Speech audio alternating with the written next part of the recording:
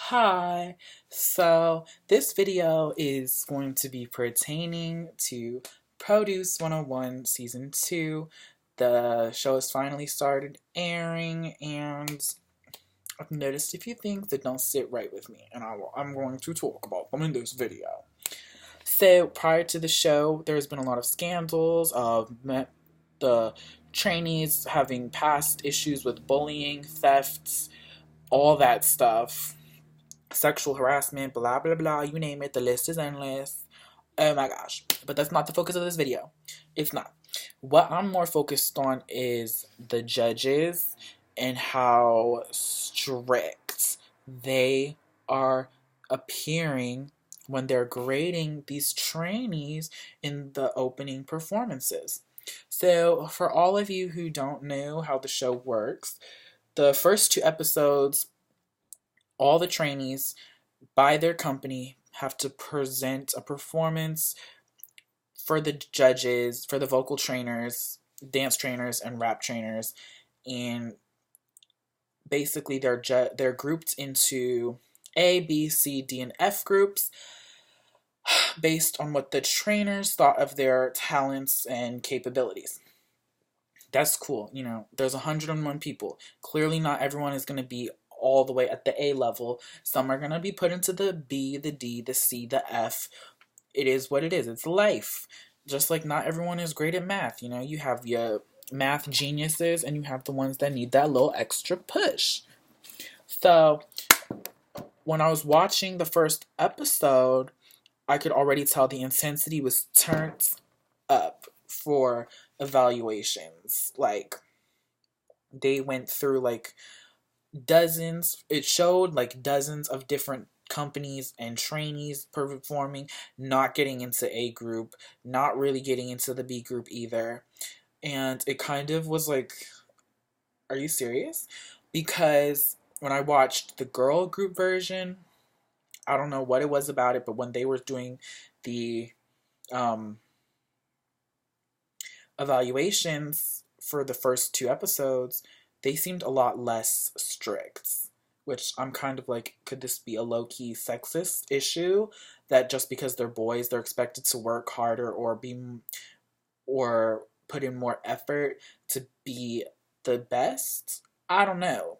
Or could it be that the representative, Jung Kun-suk, wasn't as musically skilled as Boa is? Because Boa, she's like that pop queen in K-pop, but Jung Kun-suk is more of an actor. Could that be an issue as well? I don't know. It's really boggling to me because, okay, first performance was Wieha Entertainment, and they performed just right. And it wasn't it wasn't like a brilliant performance, but it wasn't bad. But when the end of the evaluations came, they were basically getting C's and D's. There was no A's and there was no B's. And literally, it was really annoying to me because they had performances from Pledis Girls when they were on Produce 101. And I'm not trying to bash on season 1 because I loved season 1 and the outcome.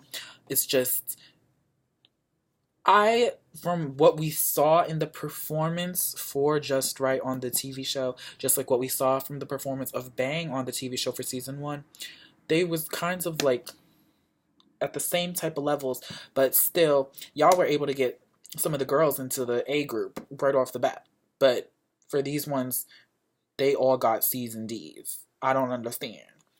So, I really don't know, but that's just what I've noticed, that they were being very harsh on the gradings, and that kind of was upsetting to me because there's a lot of trainees on there that I feel like deserved a higher ranking than what they actually got in what we've seen in the episode. Yeah, yikes. Him, Entertainment Park Sung-woo, yeah, he wasn't great at singing. His voice was very unstable when he was dancing with the song to Rain's love song. But I didn't think he was an F rank. I think at least he could have gotten a D or something. But I don't know. We'll see. I just hope that they aren't trying to be as strict because they're guys. Literally, what I walked away with from the message of this first episode is that the trainers were expecting them to be working harder and showing off more skills. So the grading was stricter. Because I definitely don't think that the grading for Produce 101 season 1 was as strict as what they're giving for this new season. I really hope it's not like a sexist thing, like men are supposed to work harder than girls, because that's not true. We're all supposed to put in a lot of work regardless of what's down in your pants. So, whatever. I don't know what it is. This is just what I've noticed. You know, we can have our opinions. We can discuss about it. Let's discuss. But if I feel like you're being disrespectful, I'm gonna cut you off because, I don't got time for that. This was just, I wanted to bring this to light and kind of figure out why they're so harsh for the guy groups when they were more lenient on the grading for the girl groups. Because, I mean, Somi's y'all. Okay, y'all probably gonna be like, really, bitch? But, I'm gonna tell you what it is. The one guy that was like the trainee that was on God of Voice or whatever, Jay whatever his name is, he got put into B because his dancing wasn't great, but his singing was top notch. You know what? I thought he was dancing okay, but they put Samuel, who was real good with the dancing. Vocals is like, it's like good. It's like good. There's like average, good, amazing. His vocals was like, it was like good. It was like good to average vocals. He wasn't belting out notes. The guy, Jay Juan, I think that's how you say his name. I didn't remember his name until I read someone's comments though, and I think they spelled his name wrong. But they they gave him a B because his dancing was lacking a little bit, but Samuel's vocals was lacking a little bit, but he still got A. And then the Fantasia guy, Ong Song-woo, his vocals when he performed the song That's What I Like by Bruno Mars, I mean, it was good, but the same thing. He wasn't belting out them high notes, but he was able to kill it with the dancing. But he got the A. So I'm confused why some of it's not really adding up to me on how they're grading these trainees, because it seems like at one point they have a certain thing that they're looking for, but then the others, they're looking at a different thing, which is making other people get higher rankings and other people get lower rankings. Newest, Minion was singing his ass off, he was dancing his ass off, he was doing it good. Okay, he got a C ranking. He was the highest one in Newest. Everyone else got D's. What? That's another issue that I have. Yes, there's people on the show, trainees that were originally in K-pop groups, Newest, Atom from Top Dog, those Hotshot members. They have been in an established group, so it's clear that they have more experience than these other trainees, quote unquote.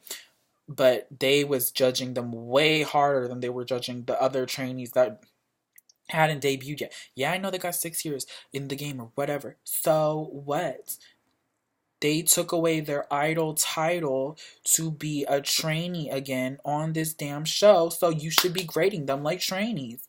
Oh my gosh, Becco's voice cracked. Is that the end of the world? No. So this show is already starting to frustrate me, and it's only been one episode, so they better do better, because I would like to enjoy this, and it's getting really difficult for me to watch the show and not be pissed off at some of the stuff that they're doing, because I don't agree.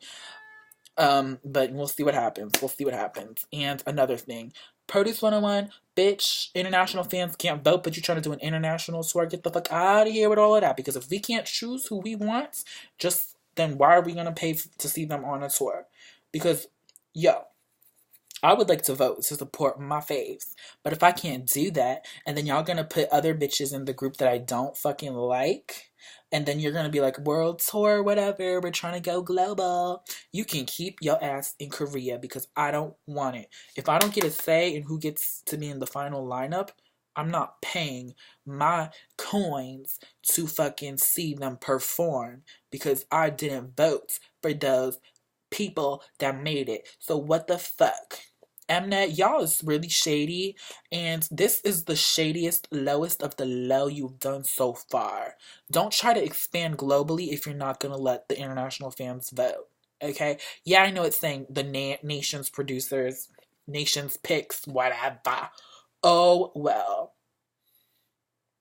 I mean, there's people all over the world that's watching this fucking show that would like to fucking vote. So get it the fuck together because this is fucking bullshit. And I'm pissed because it's not fair.